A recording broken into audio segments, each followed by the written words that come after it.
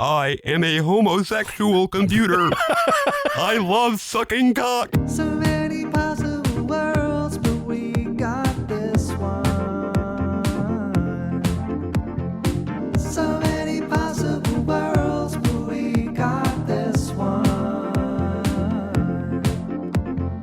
Welcome to the Worst of All Possible Worlds, the first and only podcast that loves sucking cock. I am the worst of all possible AJs. I am the worst of all possible Brians. And I am the worst of all possible Joshes. He's going to be doing this for the rest of the episode. No, I'm not. It's Yes. too much effort. I can't. And this week, we are back yet again for another case study in the pop culture of a dying empire, specifically a dying empire of 5 years ago. Because, folks, it is the 5th year anniversary of the COVID-19 pandemic, and specifically a little game called Animal Crossing New Horizons, which to me is forever entwined. The game with the best release date of all time. March 20th, 2020.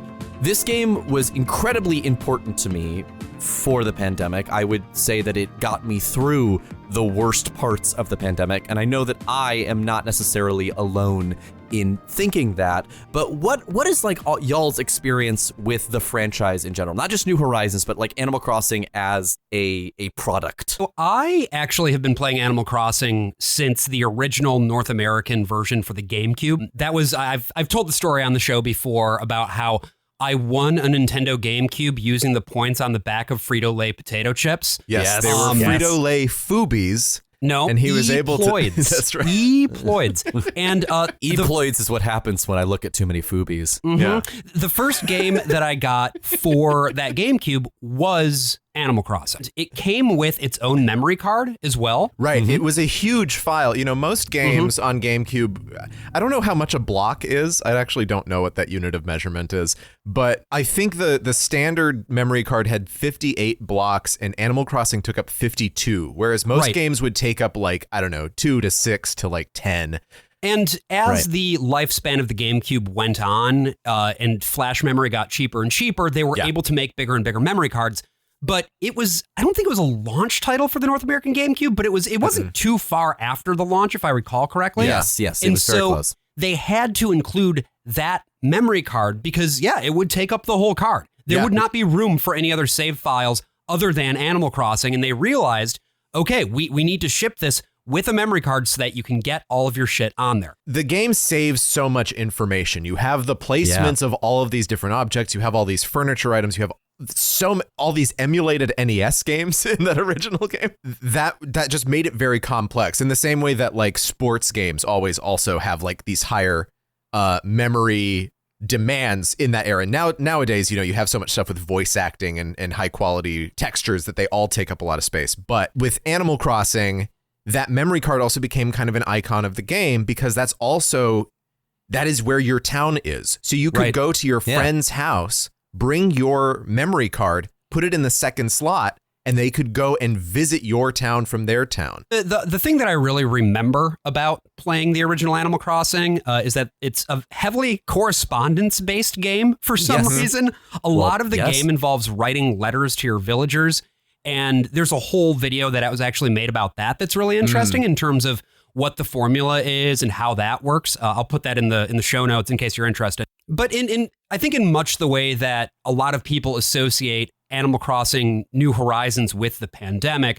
I strongly associate the original Animal Crossing with like being a teenager and fighting with my siblings over who got to use the GameCube when, and my little sister continuously moving the game clock forward over and over and over again and reloading and reloading and reloading and reloading to get more shit. And me coming back to my village covered in weeds. Just to find it with weeds and holes everywhere.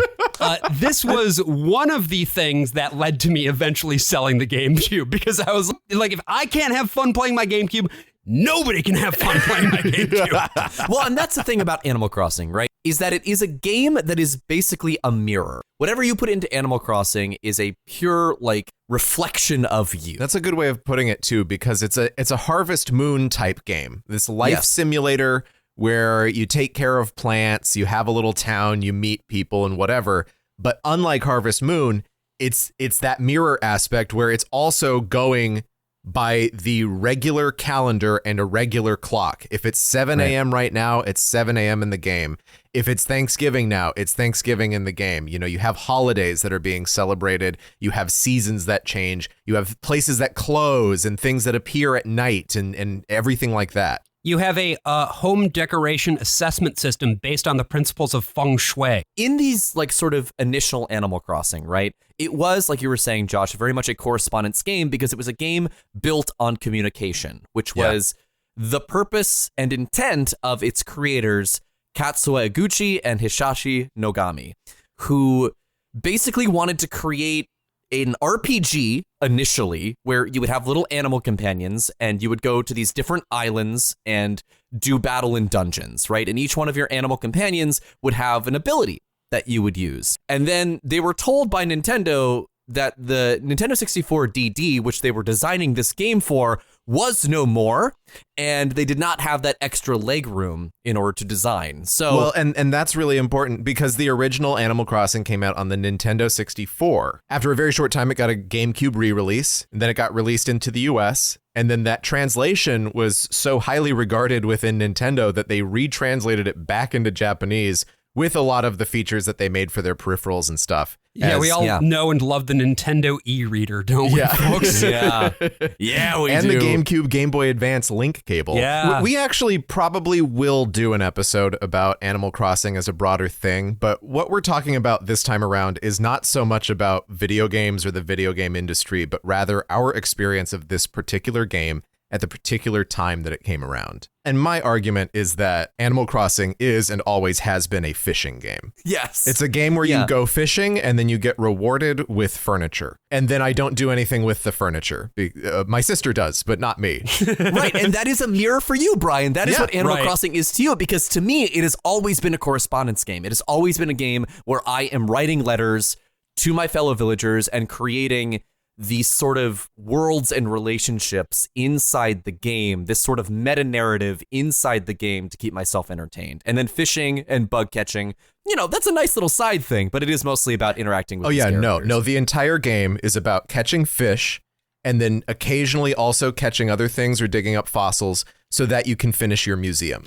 The game is actually a music collection simulator. That's what the game is. It's You're all just about strictly KK slider based? It's about getting all of the records and finding different places that you can play them out and setting up plazas in which musical enjoyment can occur. And it's about getting your siblings to follow the fucking rules and not leave holes everywhere. I mean, it's that too. And so, Josh, AJ, which Animal Crossing games did you play before this one? Okay, so I played the OG Animal Crossing. I played New Leaf, and I've played New Horizons. Those are my three.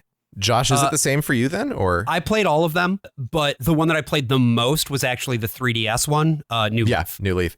I played all of them as well. I definitely played quite a bit of New Leaf, but I think the one I played the most of before this game was the GameCube one.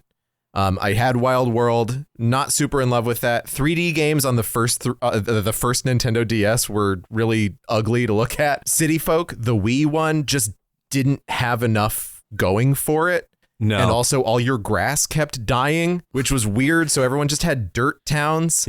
And the two that I missed out on were the second 3DS one, which was Happy Home Designer, which was not a fishing game. It was just a game where you just arrange people's homes. It's like a spin-off. And the other spin-off that I didn't play was Pocket Camp, the live service iOS game that probably set up a lot of how they approached the updates and the patches and everything for New Horizons. I do think that in terms of the, heritage of the game, there's a very clear inflection point when you hit New Leaf, where the game kind of becomes that which we know Animal Crossing to be now. Yeah. Where so much more of it, like you have all of the stuff with like the museum and stuff like that, I think existed already, but it really got dialed in. Like a lot of, it was just a lot of different little things where they just made it so much more satisfying to do all of the collecting. Yeah. Because that's a big piece of the game too, is it's a collect-a-thon. If you're the kind of person who loves to just go out and find shit, the game will give you nothing but opportunities to do so. So, Animal Crossing New Horizons is announced on September 13th, 2018. According to some reports, this had been in development since 2012, and then it is set to release on June 11th, 2019. But they decide to postpone it in order to give it a little bit more time to cook. This causes Nintendo's stock to plummet almost $1 billion because it was the flagship game for 2019 on the Switch, and it left the Switch without a big powerhouse game until 2020.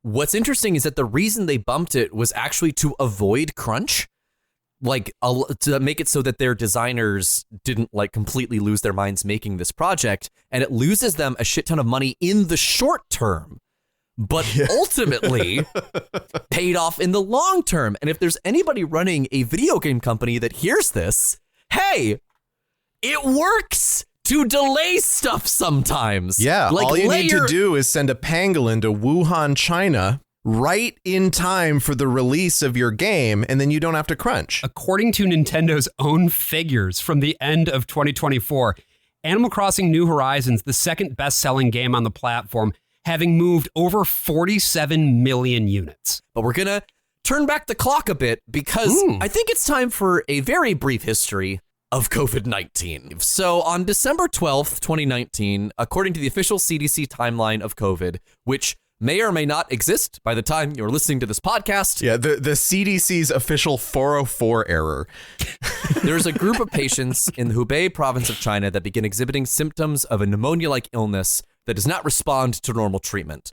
The World Health Organization is informed on December 31st that these cases are persisting and seem to be originating from a seafood market in Wuhan, China.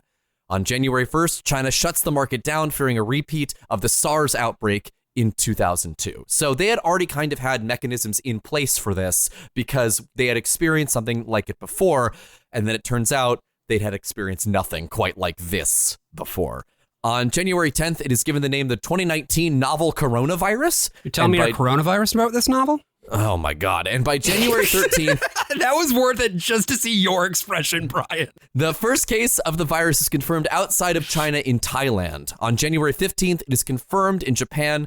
And on January 20th, 2020, the first case of novel coronavirus is confirmed in the United States in Washington. Now, at this point, I remember I was for the really most of the first 2 months of the year in the UK and Canada. Oh, that's right. I had work shit going on. My company was sending me all over the place. Yeah, that was 2 jobs ago. Yeah. There was some discussion, I remember, at that point of like, should I go or not? Yeah. And the idea was, well, things haven't totally hit the fan yet.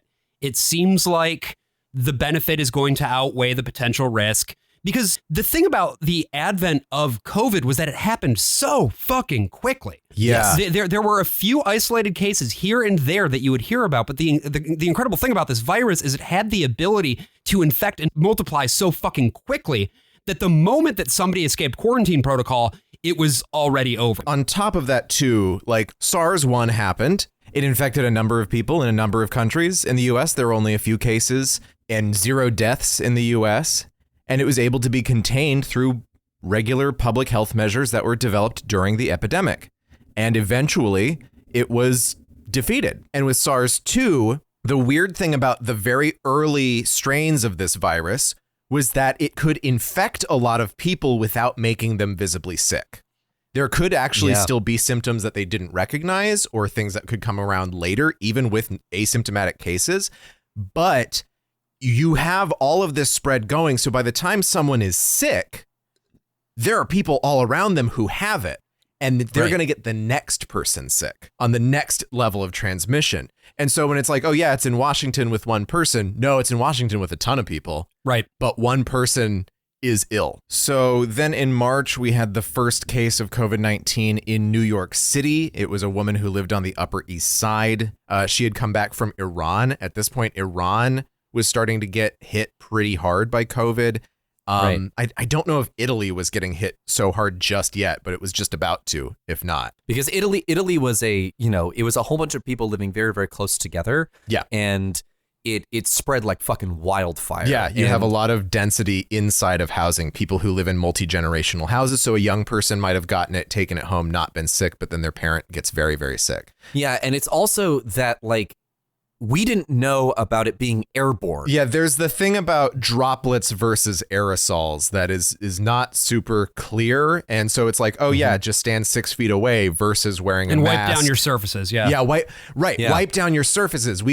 Surfaces turns out not a big deal when it comes to COVID-19. You're not really getting it from touching things and touching your face.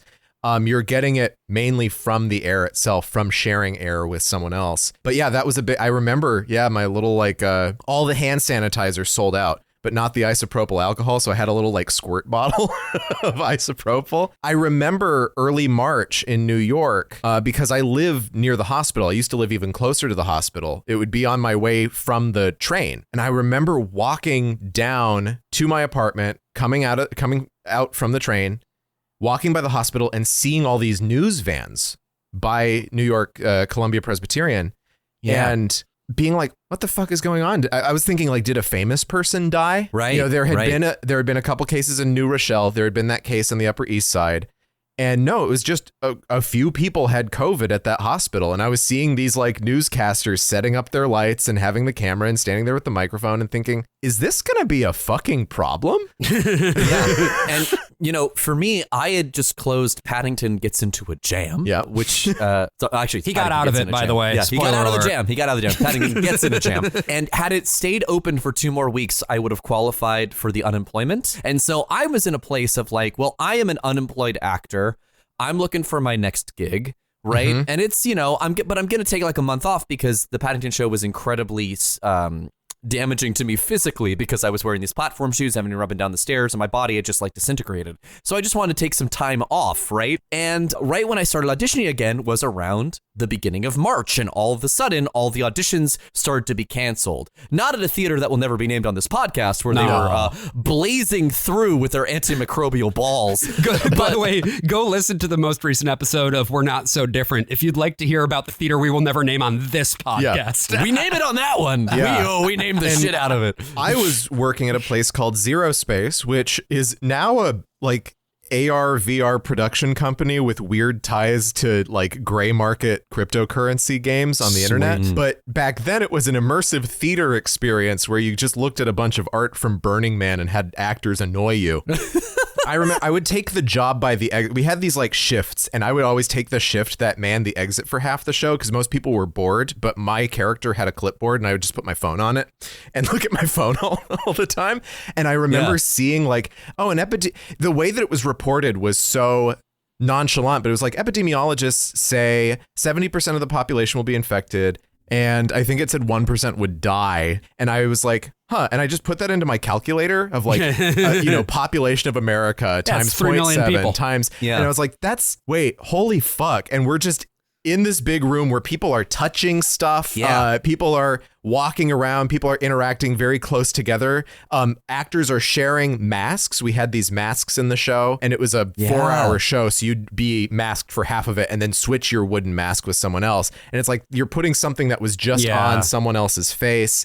And I was like, is this going to be a fucking problem? The beginning of March was also around when I returned to the city, and then I immediately went to Michigan because at that point I was volunteering pretty heavily for the Bernie Sanders campaign. Remember that? Heard of him. And I was, knocking doors in Grand Rapids, and I attended the final campaign rally, which was downtown Grand Rapids. Now I say final. We didn't know it was the final campaign rally at the time. Yeah. That was another one of those moments, too, where already the mass of people who were showing up was considerably fewer than what it probably should have been. Yeah. And I had a similar moment of being like, oh, it's going to be a fucking problem. And that was Grand Rapids. That wasn't New York. The day before, Governor Cuomo, soon to be Mayor Cuomo, don't you fucking dare, declared a state of emergency. The very next day, I went and modeled for an art class in Brooklyn. The same day that I was in at Grand the rally. Rapids at that Bernie rally. Yeah. And here I am nude in a basement of a coffee shop in Brooklyn for an art class that the instructor is at and one person shows up to. Oh my God. When we talk about like the shutdowns that are going to happen, the closures, the limits on crowds and everything like that. That was a reactive policy.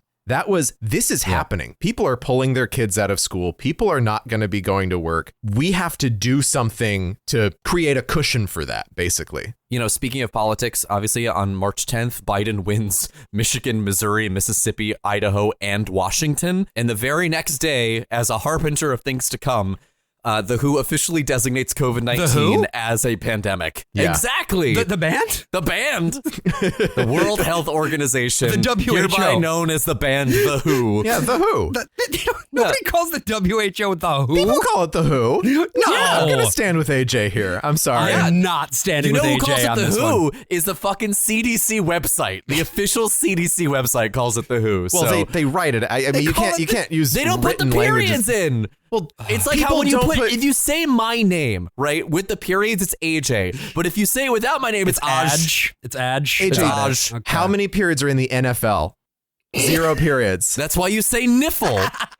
That's why you call it the niffle. Yeah. You do. No, you're. Don't drag me into your bullshit. I was defending you, and then you made it weird, AJ. So, okay. So, in response to that, Donald Trump, president of the United States at the time, remember That's that? right. What a crazy. That was a wild time. Yeah. Wild, weird. He suspended travel from most European countries, not the UK. And Yeah. Tom Hanks in Australia, filming a movie, announces that he has COVID. On a typewriter. No. Yeah. No, he types on a typewriter and then he took a picture of the He took typewriter a saying, picture of I have something? COVID. No, he Yes, didn't. I remember this. Hold yes, on, he I gotta did. It look did not this just up. say, I have COVID, AJ. No, it was a whole letter, but he was typing it on his typewriter. His Instagram post for the announcement was his fucking typewriter. Oh my God. Really? I thought you were Yes. just making fun of him. Okay, that man loves typewriters. He loves them and taking pictures of socks. And I think, yeah, Tom Hanks, who ends up being fine for what we know, that is a real big moment for a lot of people. It's like father is sick. Our dad is ill. And Zero Space, on that same day, March 11th, when the WHO designates COVID-19 Yes. as a pandemic, is when Zero Space, my place of work, the immersive theater show, closes. Zero Space actually paid all the actors for the rest of the week. It's the one good thing I can give them as a company. that was also for the best, by the No way. other theaters have closed. Sleep No More hasn't closed. Then She Fell hasn't closed. Broadway hasn't closed. Everything else is still kind of chugging along, but everyone feels really weird about it. Everyone in Washington Heights starts wearing masks. A lot of people start wearing plastic gloves. Everyone stops picking up their dog shit for some reason. I don't know what that's about, but for whatever reason, there was just dog shit everywhere for the next 2 months that I was living here. On March 12th, I had jury duty in the city of New York. Jesus Christ. And the way that, other towns might work is if you have jury duty, it's like there's a specific case that they're calling you up for. In New York, it's a big enough place where you just go into a room. There are a number of cases going on, and then they're going to call you into another room to do the jury selection. None of us get called into another room that day. There are a lot of plea deals made. Everyone is sitting as far apart from each other as possible. Like 3/4 of the room is empty because other people have called out. And Broadway closes at 5 p.m. After matinees, because that's a Wednesday, Cuomo declares that Broadway needs to shut down. Now, at this point, as I recall, there were a number of shows that had already stopped doing performances, but this was a unilateral order for every Broadway League show. You have to stop doing Yeah, performances. basically the big news was there was an usher who was sick and just tested positive, but the real thing was a lot of actors were dropping like flies. Some off-Broadway theaters decided to keep on keeping on. Even after the governor said close, that order did not extend to off-Broadway. So a lot of my actor friends got COVID in March of 2020 because they stayed open and were the only theater in town. Yeah, well, them and Sleep No More, yeah. Yeah. For a couple of days, and then it was too late. Because the grocery stores started getting invaded, right? My I remember God. this. Yeah, I always... Toilet paper was gone. It was a huge commodity. My roommate and I were just for the 2 weeks before just buying a little bit of extra. Like we weren't going crazy, Right. but whenever we went out grocery shopping, this was also the beginning of the mandate that you have reusable bags and that they charge for plastic bags. So you're dealing with that on top of it. But I remember I tend to do my shopping at like 10 p.m. right before the grocery store closes and there's no one there anyway. But earlier that evening, people were taking 2 grocery carts packing them full of groceries, and they were taking the carts home with them. But they were returning them afterwards, but they were taking them home in order to haul all the groceries up to their apartment for that night. But as for me and my roommate, we had already kind of stocked up on a little bit of soup and like non-perishables, you know, things in cans and whatever. So we were okay. But it's also that kind of thing, like if you don't live in a city with like a huge public transit system and you don't rely on that frequently, like grocery shopping is very different in New York City than it is for most of the country because you don't have a trunk. Right. Yeah. You don't have a big car space to like load up all those things of water. You have to carry that shit up like your apartment and walk it home from the grocery store. Yeah. Right. So it was really limited to like how much you could carry unless, like Brian, you were saying, people were just taking like the carts. Take the fucking carts with them. Right.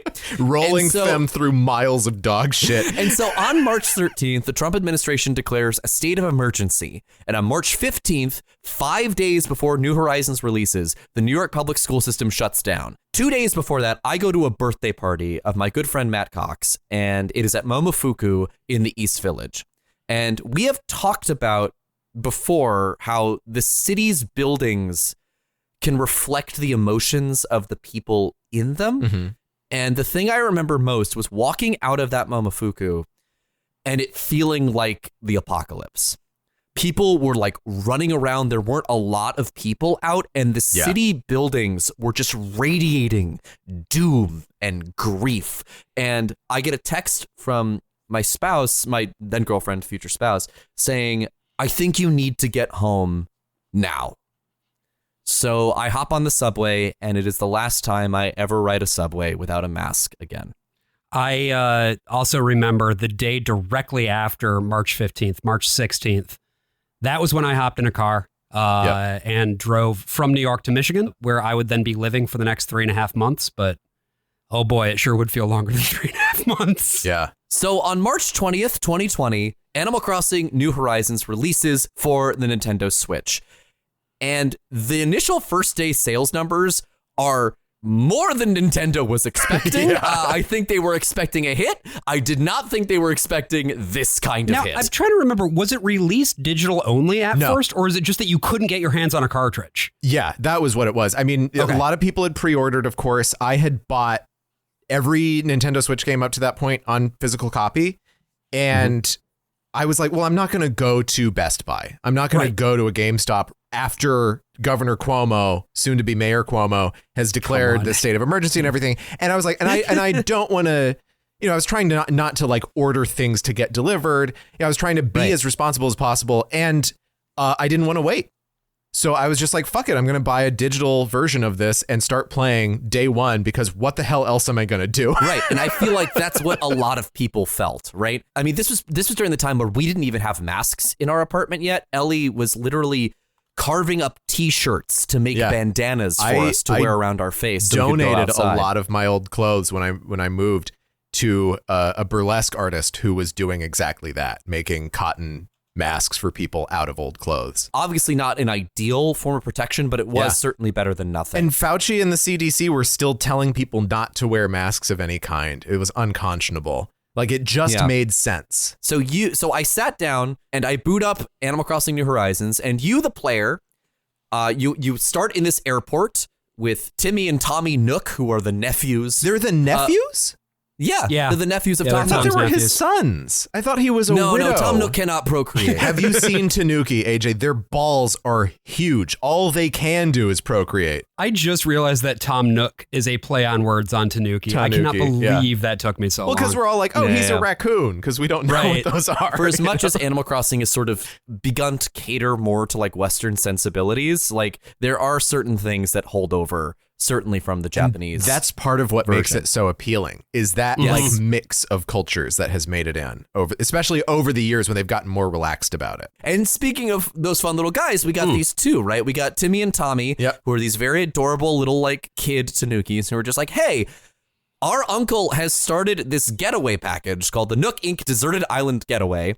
And you should come and like visit this island. We have one of 4. Which one do you want to go to? Yeah. Right. And you select it from a map. I always thought these things were like procedurally generated. No, they're actually all just presets. I had no idea. It does kind of make sense because you don't want to give certain players advantages that the other players don't have. Although it does kind of beginning. happen. I ended up in an island that has a bit of a disadvantage.